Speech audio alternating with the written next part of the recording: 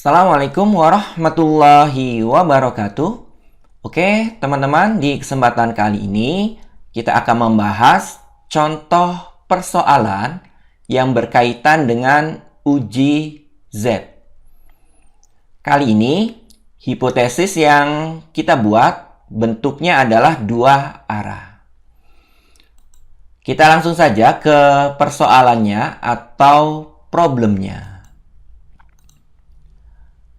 Misalkan Anda adalah manajer sebuah restoran cepat saji. Masalah bisnisnya adalah untuk menentukan apakah rata-rata waktu tunggu populasi untuk melakukan pemesanan telah berubah dalam sebulan terakhir dari nilai rata-rata populasi sebelumnya, yaitu 4,5 menit. Dari pengalaman sebelumnya, Anda dapat mengasumsikan bahwa populasi berdistribusi secara normal dan standar deviasi populasinya adalah 1,2 menit. Anda memilih sampel 25 pesanan selama periode 1 jam. Rata-rata sampel adalah 5,1 menit. Tentukan apakah ada bukti pada tingkat signifikansi 0,05 bahwa rata-rata waktu tunggu populasi untuk melakukan pemesanan telah berubah dalam sebulan terakhir dari nilai rata-rata populasi sebelumnya, yaitu 4,5 menit. Oke ya teman-teman, ini adalah problemnya. Persoalannya seperti ini. Sebelum kita lakukan uji statistik, teman-teman harus perhatikan dulu informasi yang ada pada problem tersebut. Ternyata di sini ada beberapa informasi yang diberikan.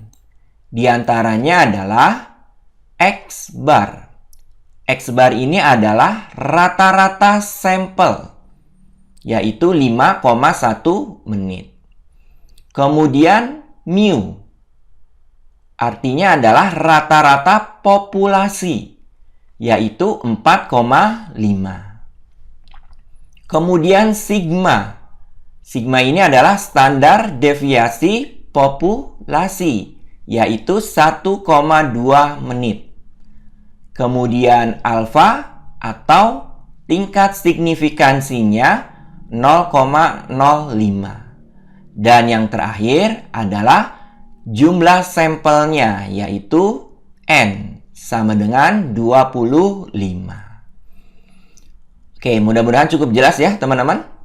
Sekali lagi, dari problem tersebut, teman-teman harus menggali informasi apa saja yang diketahui pada persoalan tersebut. Berikutnya, langkah pertama, teman-teman harus menentukan hipotesis. Ingat, hipotesis itu ada hipotesis 0, ada hipotesis 1. Antara dua hipotesis ini harus berkontradiksi, berlawanan. Oke, anggapan saat ini adalah bahwa rata-rata waktu tunggu adalah 4,5 menit. Nah, ini asumsi sekarang ya, teman-teman. Asumsi saat ini. Maka, dari pernyataan ini dapat kita buat hipotesis nolnya, yaitu H0 mu sama dengan 4,5. Oke, selanjutnya kita harus menentukan hipotesis alternatif atau hipotesis 1. Nah, hipotesis 1 atau hipotesis alternatif itu harus kontradiksi dengan hipotesis 0. Nah, ada dua pilihan ya teman-teman. Yang pertama, bentuknya adalah dua pihak. Nah, kalau dua pihak, teman-teman cukup menggunakan tidak sama dengan. Tetapi kalau teman-teman memilih satu pihak, itu ada dua kemungkinan. pihak kiri, nanti menggunakannya adalah kurang dari. Kemudian yang kedua adalah pihak kanan, menggunakannya adalah lebih dari. Oke, untuk kali ini kita akan menggunakan dua pihak. Maka hipotesis satunya adalah mu tidak sama dengan 4,5. Oke ya, mudah-mudahan cukup jelas ya teman-teman sampai sini. Oke, kita lanjutkan ke langkah yang kedua, yaitu menentukan alfa dan jumlah sampel. Pada problem atau persoalan, alfa yang diminta adalah 5% atau 0,05. Oke, berikutnya pada problem sampel yang digunakan sebanyak 25 pesanan. Maka N-nya adalah 25. Oke, mudah-mudahan semakin jelas ya teman-teman. Kita beralih ke langkah yang ketiga. Pada problem atau persoalan, ternyata standar deviasi populasinya itu diketahui. Maka kita menggunakan uji Z. Oke, sekali lagi, karena standar deviasi populasi diketahui, maka uji Z yang kita gunakan. Lanjut ke tahap yang keempat, yaitu penentuan daerah kritis. Hipotesis 1 pada persoalan ini merupakan hipotesis dua arah karena menggunakan simbol tidak sama dengan. Maka daerah kritis pengujian terletak di ujung kiri dan ujung kanan kurva distribusinya. Oke, selanjutnya kita tentukan titik kritisnya atau kita sebut dengan Z-tabel. Nah, karena hipotesisnya dua arah, maka rumus untuk menentukan Z-tabel seperti ini, teman-teman.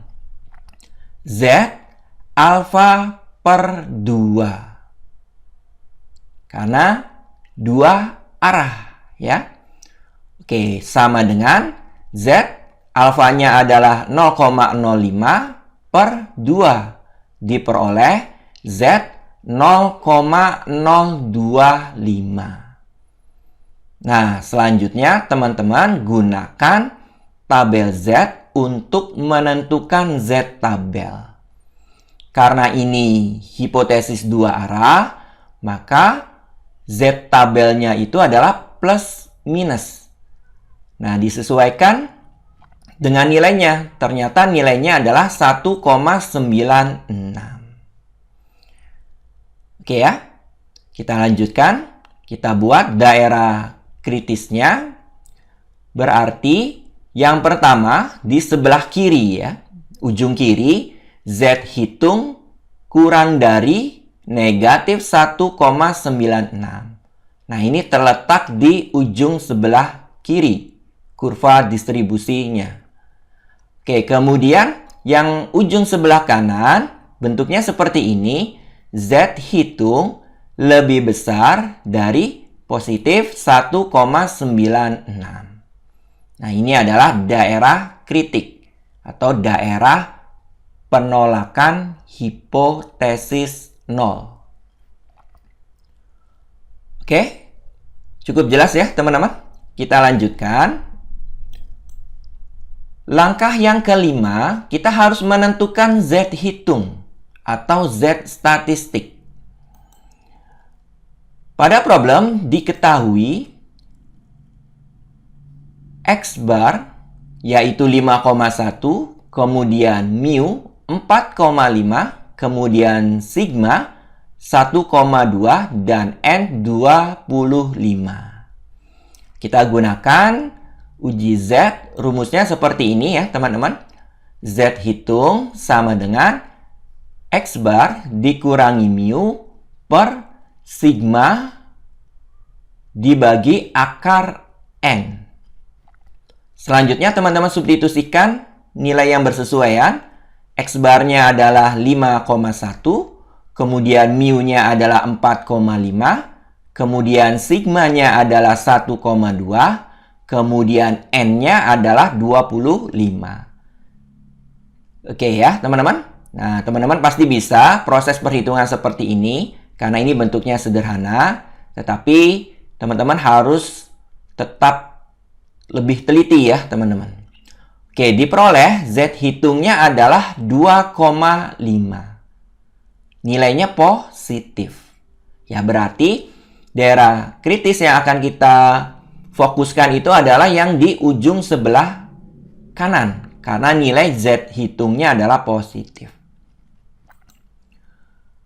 Oke, lanjut ke langkah yang keenam, yang merupakan langkah yang terakhir, yaitu kesimpulan. Karena Z hitung yang nilainya adalah 2,5, ternyata lebih besar daripada Z tabel yang nilainya adalah 1,96. Nah, ini terletak di daerah kritis. Maka H0 ditolak. Sehingga secara otomatis H1 yang kita terima. Artinya, kita cukup bukti untuk mengatakan bahwa rata-rata waktu tunggu populasi telah mengalami perubahan. Nah, perubahannya bisa kita lebih spesifikkan karena nilai Z hitungnya itu ada di ujung sebelah kanan, ya. Maka di sini perubahan rata-rata waktu tunggu populasinya itu lebih lama. Jadi jauh lebih lama ya, teman-teman. Karena sekali lagi Z hitungnya itu ada di ujung kanan, ya. Oke ya teman-teman, mudah-mudahan apa yang disampaikan pada video kali ini mudah untuk dipahami serta bermanfaat.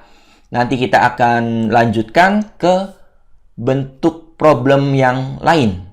Misalkan kita ubah bukan dua arah, melainkan satu arah. Bisa dari arah sebelah kiri ataupun sebelah kanan. Oke, terima kasih atas perhatiannya. Saya akhiri. Wassalamualaikum warahmatullahi wabarakatuh.